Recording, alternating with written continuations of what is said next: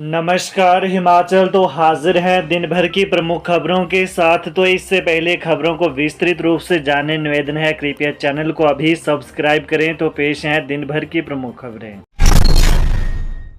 9 मई तक गगल एयरपोर्ट नागरिक उड़ानों के लिए बंद। इमरजेंसी में सेना की ओर से किया जाएगा इस्तेमाल।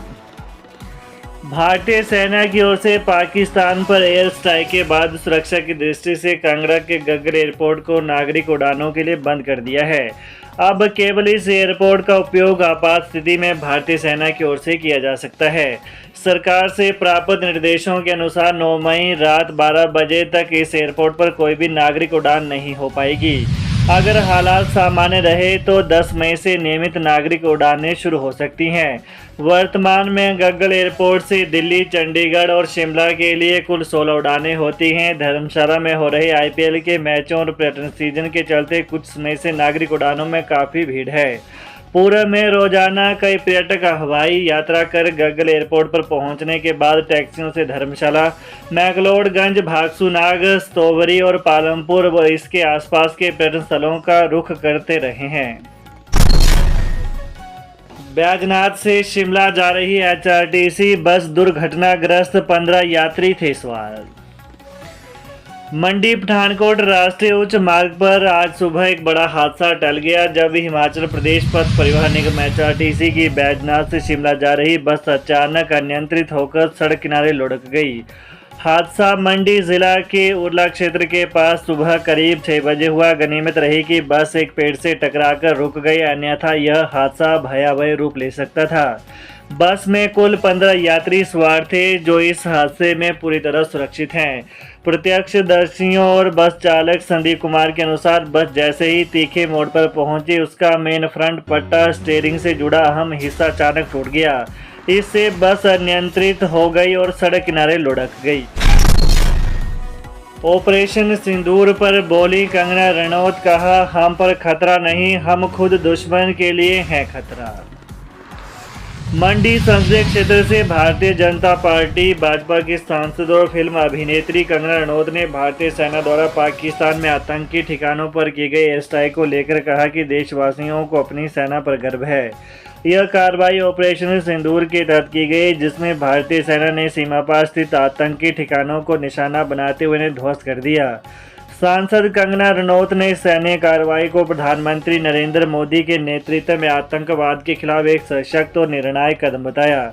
उन्होंने कहा कि प्रधानमंत्री के नेतृत्व में आतंकवादियों को करारा जवाब मिला है। उन्होंने कहा कि भारत की सेना पूरी तरह से सक्षम है और जब भी देश की सुरक्षा को चुनौती दी जाती है, वो दुश्मनों को उन्हीं की भाषा में जवाब देना जानती है। उन्होंने कहा कि अब हम पर खतरा नहीं है, बल्कि हम खुद दुश्मनों के लिए एक खतरा है। कंगना रनौत ने सेना के पराक्रम और शौर्य को नमन करते हुए कहा कि इस कार्रवाई ने एक बार फिर यह सिद्ध कर दिया है कि भारत आतंकवाद के खिलाफ जीरो टॉलरेंस की नीति पर चल रहा है। ऑपरेशन सिंदूर के बाद सीएम ने रद्द किया कुल्लू दौरा, उच्च स्तरीय बैठक में ताज़ा हालात पर की चर्चा। ऑपरेशन सिंदूर के जरिए पीओके पाकिस्तान में आतंकी ठिकानों पर भारतीय सेना के हमले के बाद हिमाचल प्रदेश के मुख्यमंत्री सुखविंदर सिंह सुक्खू ने अपना बंजार दौरा रद्द कर दिया। ताज़ा हालात की समीक्षा के लिए मुख्यमंत्री सुखविंदर सिंह सुक्खू ने आज एक उच्च स्तरीय बैठक की अध्यक्षता की। मुख्यमंत्री ने ऑपरेशन सिंदूर के सफल संचालन के लिए भारतीय सशस्त्र बलों को बधाई देते हुए कहा कि हमें अपने देश की सेनाओं पर गर्व है। उन्होंने सुरक्षा व्यवस्था, परिवहन व्यवस्था, खाद्यान्न आपूर्ति, संचार व्यवस्था, विद्युत आपूर्ति, आपदा प्रबंधन, स्वास्थ्य सेवाएं सहित विभिन्न विषयों की विस्तृत समीक्षा की तथा विस्तार से जानकारी ली। उन्होंने अधिकारियों को जरूरी दिशा निर्देश भी दिए। मुख्यमंत्री ने प्रदेश में सुरक्षा व्यवस्था तथा विभिन्न प्रबंधों की विस्तार से समीक्षा की। उन्होंने सभी जिलों के उपायुक्तों व पुलिस अधीक्षकों को जरूरी दिशा निर्देश भी दिए। बैठक में मुख्य सचिव प्रबोध सक्सेना, अतिरिक्त मुख्य सचिव ओंकार चंद शर्मा, पुलिस महानिदेशक डॉक्टर अतुल वर्मा और विभिन्न वरिष्ठ अधिकारी उपस्थित थे।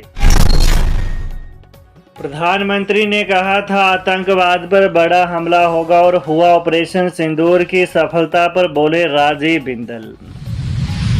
जिला मुख्यालय नाहन में भाजपा प्रदेश अध्यक्ष डॉक्टर राजीव बिंदल ने पत्रकार वार्ता को संबोधित करते हुए कहा कि प्रधानमंत्री ने कहा था कि आतंकवाद पर बड़ा हमला होगा और हुआ। उन्होंने तीनों सेनाओं को ऑपरेशन सिंदूर की सफलता के लिए बहुत बहुत बधाई और शुभकामनाएं देते हुए कहा कि प्रधानमंत्री मोदी जो कहते हैं वो करके दिखाते हैं। जम्मू कश्मीर के पहलगांव में 22 अप्रैल को आतंकियों ने धर्म पूछकर सिर्फ पुरुषों को मारा था। इस आतंकी हमले में कई महिलाओं ने अपने पतियों को खो दिया। क्रूर आतंकी हमले का बदला लेने के लिए भारत ने 15 दिन बाद पाकिस्तान के कब्जे वाले पीओके में 9 आतंकी शिविरों पर सटीक हमला कर नेस्तनाबूद कर दिया। भारतीय सशस्त्र बलों ने इस ऑपरेशन को ऑपरेशन सिंदूर नाम दिया है। ये उन महिलाओं का प्रतीक है जिन्होंने आतंकी हमले में अपने पतियों को खोया है। जयराम ठाकुर ने साधा निशाना, बोले कांग्रेस में अंतर्कलह चरम पर, अब चौराहे तक पहुंची लड़ाई।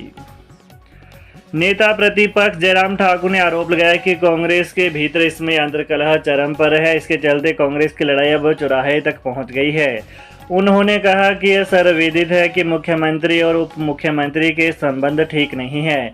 इस कारण कई मंत्री व विधायक मुख्यमंत्री तो कुछ उप मुख्यमंत्री के समर्थन में उतर आए हैं। जयराम ठाकुर यहां पत्रकारों से बातचीत कर रहे थे। उन्होंने कहा कि लोक निर्माण मंत्री विक्रमादित्य सिंह परिपक्व नहीं है।